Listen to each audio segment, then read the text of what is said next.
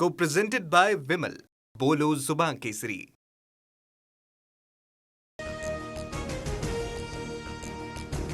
महिला आरक्षण विधेयकाच्या समर्थनार्थ मुंबईत आज महायुतीचा जनआक्रोश. जांभोरी मैदान ते वरळी डोंग दरम्यान मोर्चा काढला जाणार. संध्याकाळी 6 वाजता मुख्यमंत्री फडणवीस संबोधित करणार. महिला आरक्षणावरून मुख्यमंत्री फडणवीस आणि मविया आमने-सामने विधेयकावर चर्चा करण्याचं फडणवीसांचं आव्हान. तर फडणवीस सांगतील ती जागा आणि वेळ मान्य. सुळेंनी आव्हान स्वीकारलं. सर्व मुख्यमंत्री चर्चेला बोलावण्याचं प्रणिती शिंदेंचंही प्रति आव्हान. विरोधी पक्षांकडून 70 कोटी महिलांचा विश्वासघात. भाजपनं जनजागृती मोहीम सुरू केली. महाविकास आघाडीचा महिला विरोधी चेहरा उघडा पडणार. मुख्यमंत्री फडणवीसांचा हल्लाबोल. राहुरीकरांच्या विकासासाठी अक्षय कर्डिले यांना राज्याच्या तिजोरीचा बेअरर चेक देतोय. राहुरीतील प्रलंबित मागण्या पूर्ण करणार. प्रचार सभेतून मुख्यमंत्री फडणवीसांचं आश्वासन.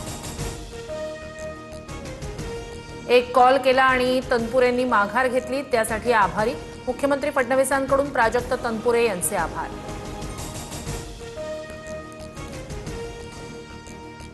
जिल्हा परिषद अध्यक्ष कुणीही झाला तरी जनतेच्या मनातील जिल्हा परिषद अध्यक्ष हा शिवसेनेचाच. साताऱ्यातील सभेतून शिंदेंचा भाजप नेत्यांवर निशाणा. साताऱ्याचे एसपी तुषार दोशी यांची सांगलीत बदली. निखिल पिंगळे साताऱ्याचे नवे पोलीस अधीक्षक असणार. झेडपी अध्यक्ष निवडीवेळी तुषार दोशी यांच्यावर मंत्री शंभूराज देसाई यांनी धक्काबुक्की केल्याचा आरोप केला होता. आम्ही ओबीसी नाही हे अजून कोर्टानं सिद्ध केलं नाही. बनावट जात प्रमाणपत्र दिल्याचे आरोप चुकीचे. एमआयएम नगरसेविका सेहर शेख कडून स्पष्ट. वानखेडे स्टेडियमवरील उपस्थितीच्या प्रश्नावरून सेहर शेख भडकली. टीसीएस कंपनीतील धर्मांतरण आणि लैंगिक अत्याचार प्रकरणी आरोपी निदा खानच्या अटकपूर्व जामिनावरील सुनावणी पुढे ढकलली.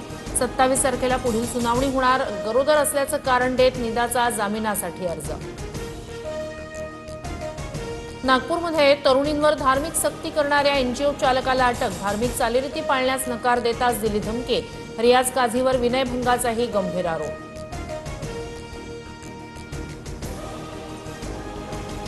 नागपूरमध्ये तरुणींवर धार्मिक सक्ती करणाऱ्या एनजीओच्या आर्थिक स्रोतांची चौकशी होणार. एटीएस आणि आयटी विभागाचं संपूर्ण प्रकरणावर लक्ष. आरोपी रियाज काझीसह माजी कर्मचाऱ्यांचीही चौकशी होणार. टिळा टिकली लावण्यास कोणतीही बंदी नाही. बोरिवलीच्या दुकानातील वादानंतर लेन्सकार्टकडून स्पष्टीकरण. झालेल्या प्रकाराबद्दल लेन्सकार्टची माफी.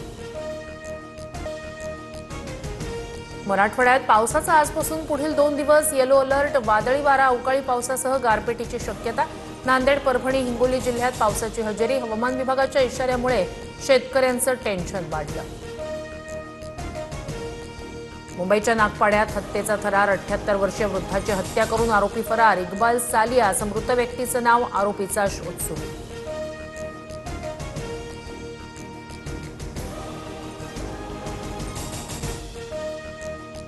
Co-presented by Vimal. बोलो जुबान केसरी.